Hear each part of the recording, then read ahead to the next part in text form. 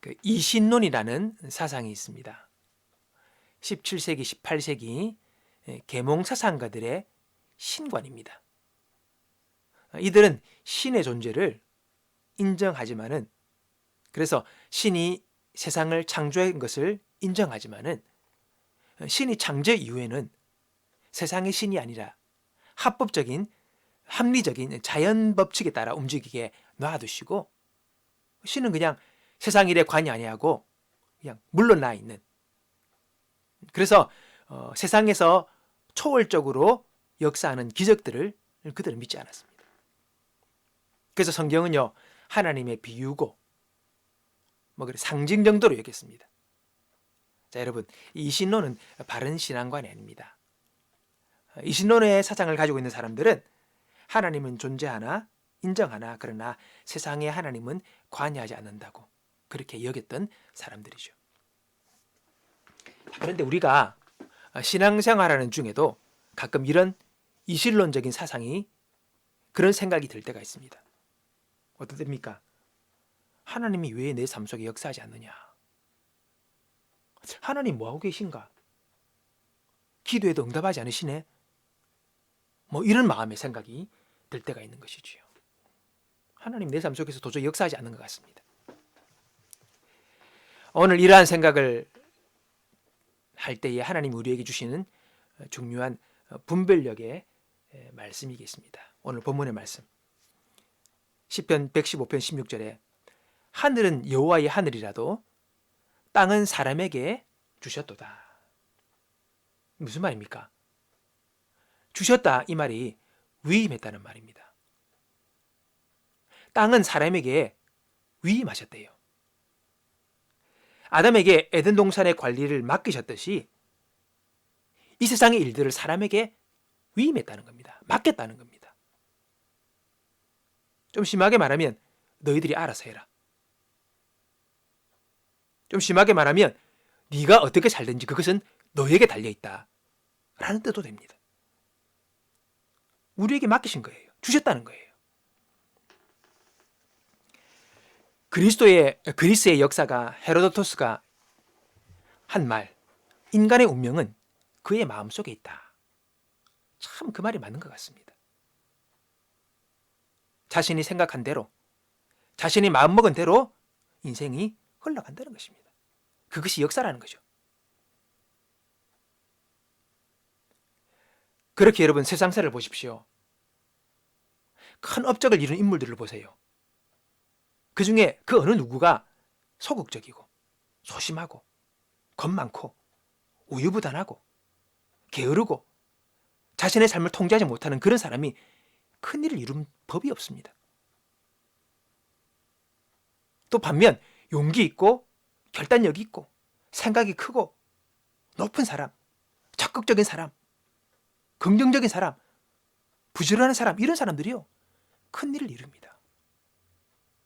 맞지요? 이게 세상의 원리입니다. 그런 마음을 갖고 있는 사람은 그런 역사를 살아가는 거죠. 하나님이 땅은 사람에게 위임하셨기 때문입니다. 자, 그러면 하나님 어디 계시냐? 정말 하나님은 세상에서 손을 떼시고 관망만 하시느냐? 아니죠. 하나님은 세상 일에 관여하시되 자기를 믿고 순종하는 사람들을 통하여 세상 가운데 일하십니다. 세상은 사람이 관여하기 때문에, 세상은 사람이 위임받았기 때문에 그 사람을 통해서 세상사를 움직이시는 거죠. 모세를 일으키시고 다윗을 일으키시고 다 그런 것입니다.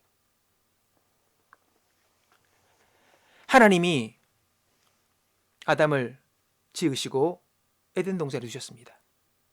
그가 하나님을 거역하기 전까지 에덴 동산은 아무런 문제 없이 돌아갔습니다. 아담이 하나님의 마음을 가지고 그의 뜻을 따라 동산을 잘 관리했기 때문이죠. 그러기에 에덴 동산은 천국과 같은 곳이었습니다.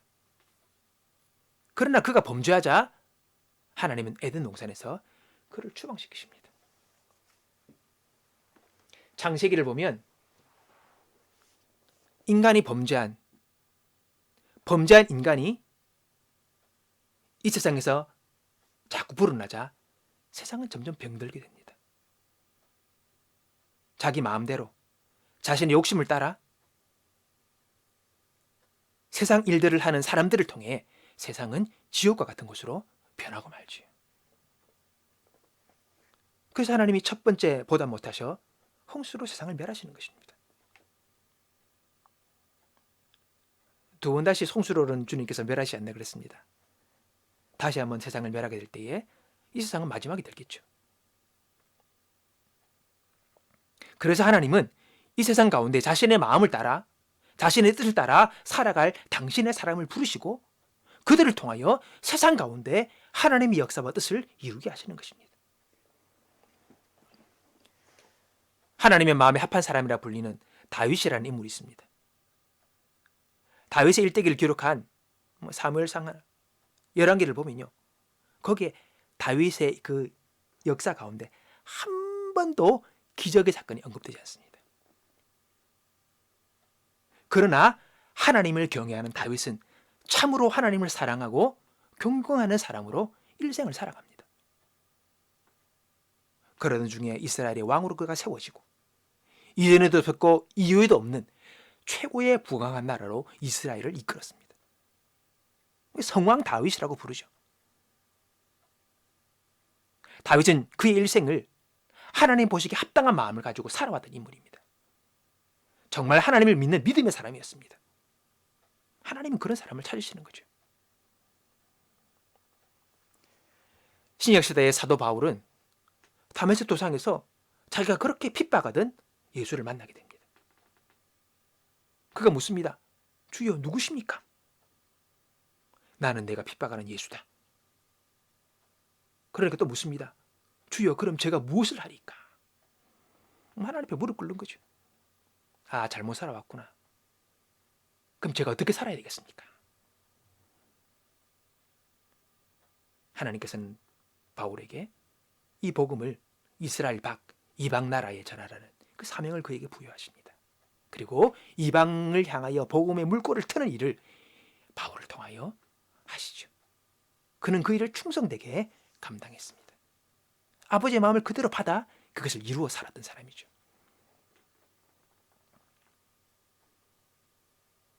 여러분, 하나님이 복음을 전하는 일에 있어서 하늘의 천사를 쫙 보내가지고 일하셔도 되는데 그렇게 하지 않으십니다. 사람을 통해 하십니다. 바울은 그런 얘기합니다. 어리석은 전도를 통하여 이 복음을 전하기 원한다.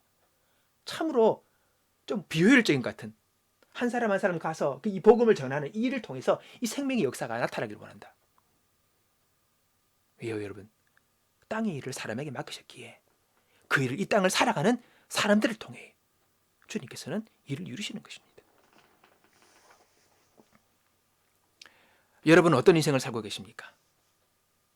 아마 물으면 대부분 나는 성공적인 인생을 살고 싶다. 그렇게 대답을 할 것입니다. 그렇다면 나는 성공적인 생각을 하고 성공적인 마음을 품고 살아가느냐? 라고 물을 때는 선뜻 그렇게 대답하지 못하는 분들이 많이 있습니다. 대부분 말은 그렇게 하지만은 마음에는 실패감, 부정, 원망, 죄의식, 피해의식, 두려움, 비관, 소심한 마음들, 실패자의 마음의 생각과 그 태도를 가지고 살아가는 사람들이 너무나도 많습니다. 그의 인생은 그의 마음을 품은 대로 살아가게 되십니다.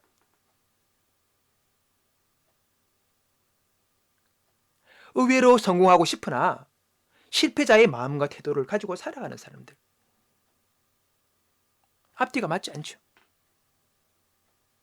그래서 우리의 마음과 생각을 바꾸지 못하면 우리 인생도 우리가 원치 않은 방향으로 흘러갈 수가 있는 것입니다. 생각은 그래도 내 마음이 그렇지 못하니 내 마음의 품은 뜻을 따라 살아가기. 무의식적으로 내가 품고 있던 여러 가지 부정과 실패와 패배의 마음들, 그 방향으로 인생은 흘러갈 수밖에 없는 것이죠. 인간의 운명은 그의 마음속에 있습니다. 그의 마음에 품은 대로 살아가게 되어 있습니다.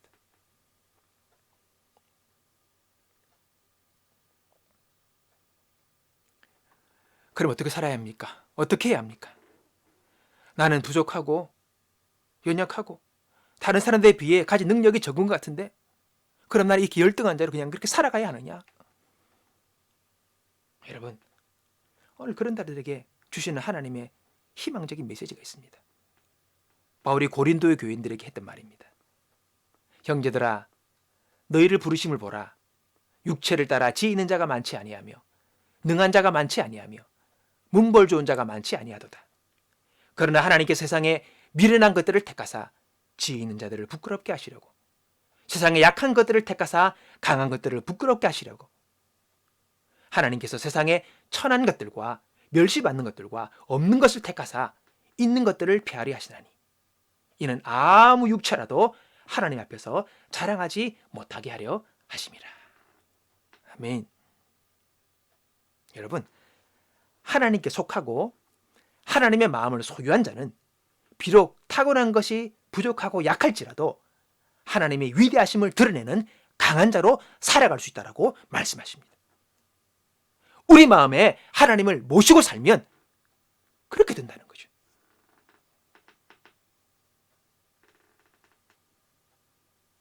여러분, 다윗이 그때는 꼬맹이였습니다. 10대 어린 아이였습니다. 골리앗과 싸우지요. 여러분, 육체적인 피지컬로 볼 때는 이거는 싸움이 되지 않는 것입니다. 그래서 골리앗이 다윗을 보고 뭐랍니까?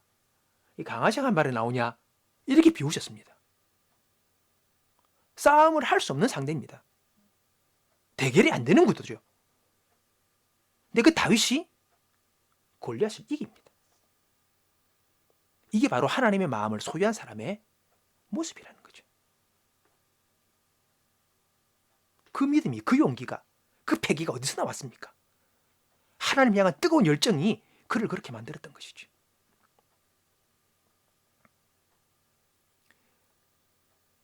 비록 부족하고 열등하고 약한 거지만은, 그러나 우리가 주의 마음을 가지고 살아갈 때에 사람들이 이런 말을 하게 되는 거죠. 야, 네가 어떻게 그런 일을 할 수 있냐? 야, 정말 하나님이 살아계신다. 이런 말들이 나오면 우리는 이미 완수한 것입니다. 내 자랑 아니기 때문입니다. 하나님의 살아계심과 그분의 선하심과 그분의 위대하심을 드러낼 수 있다면 우리는 임무 완성입니다. 내가 잘나는 것이 중요한 것이 아니라 나를 통해 그분이 드러날 수 있다면 우리는 승리한 것이죠.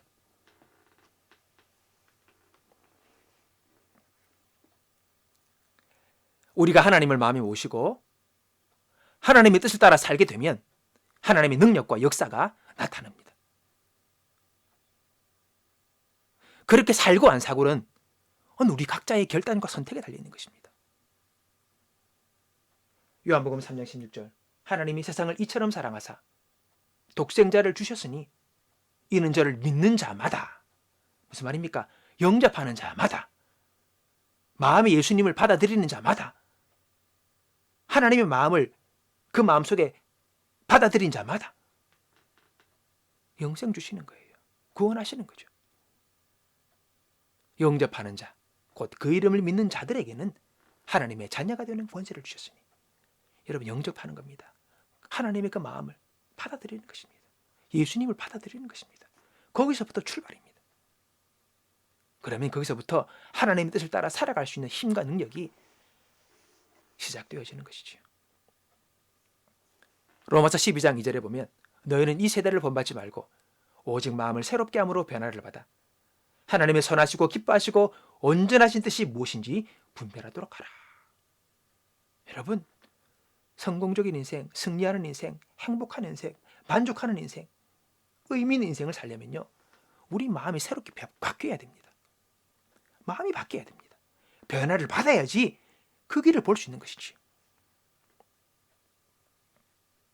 내 마음이 새로워질 때에 우리는 하나님의 뜻을 향할 수 있고 지금보다 더 나은 나, 더 놀랍고 위대한 인생을 살아가는 나를 우리가 만들어낼 수 있는 것입니다.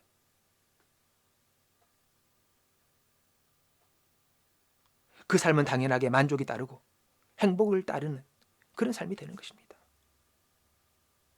어떤 인생을 살 것인가? 오늘 우리의 선택에 달렸습니다. 하나님이 하시리라 생각하지 마십시오. 우리에게 맡기셨습니다. 사람들이 그걸 모릅니다. 어떻게 우리 마음을 바꾸고 우리 마음을 새롭게 하사 내가 더 아름답고 위대한 인생을 살아갈 수 있느냐.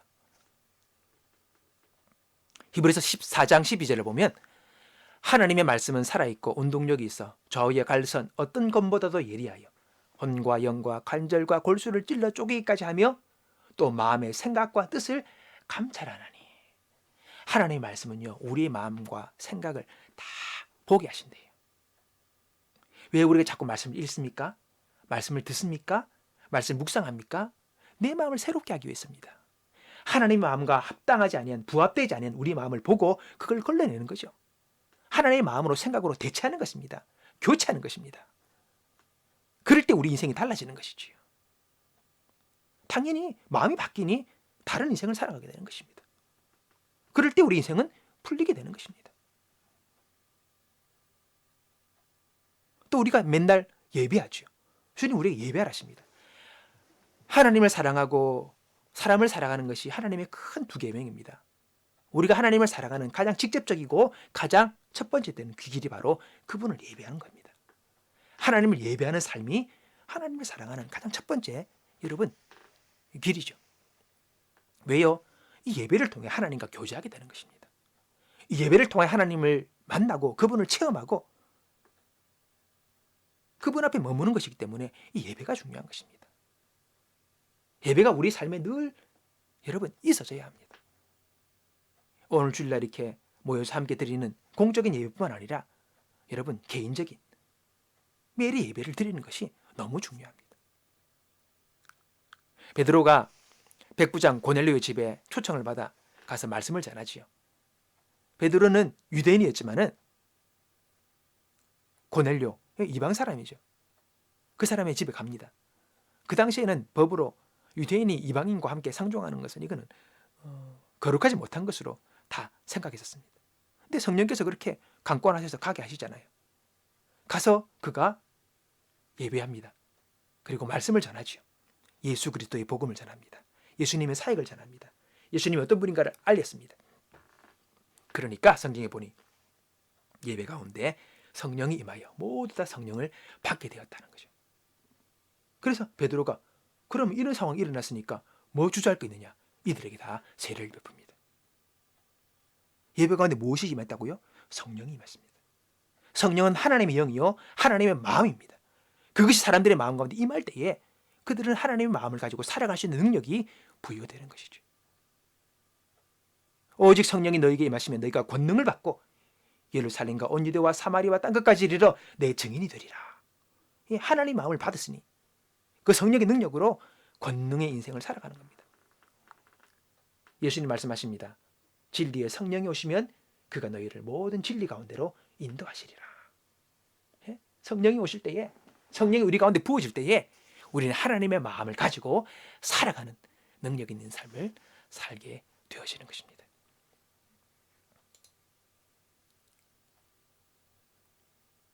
우리가 하나님의 말씀을 읽고 듣고 묵상하고 예배를 통하여 성령으로 충만케 될 때에 우리는 하나님 아버지의 마음을 가지고 능히 이 땅을 살아가게 되는 거죠.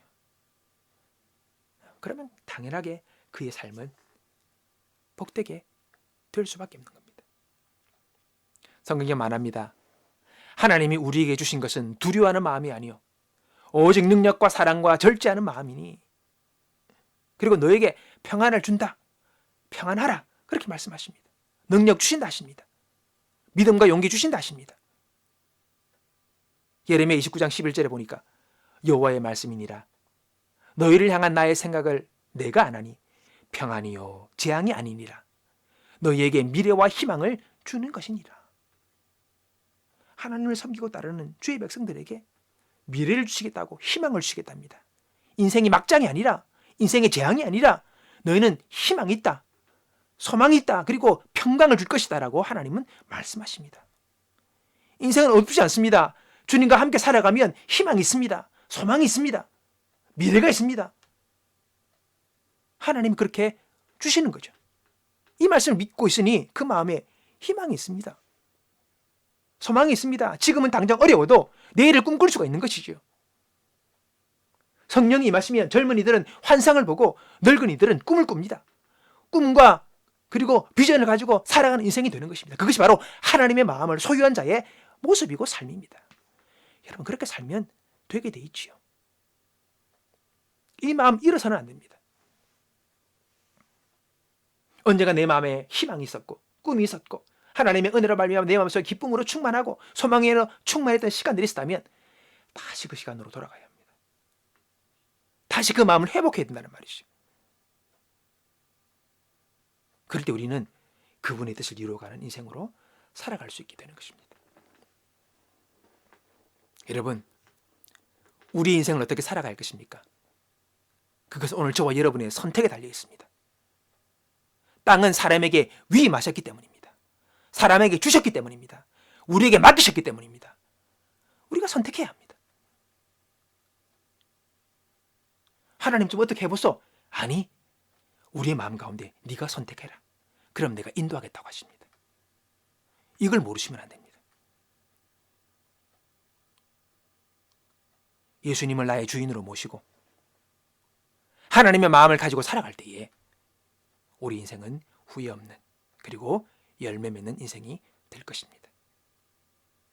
하나님은 우리 각자에게 한 번밖에 없는 인생을 아름답게 살아가고 멋지게 살아가고 의미 있게 살아가는 그런 인생이 되기를 원하십니다. 예수님을 나의 주인으로 마음에 모시고 하나님의 그 마음을 내 마음에 품고 살아가는 아름다운 선택과 결단의 삶이 우리 상권 되기를 주님의 이름으로 축원합니다.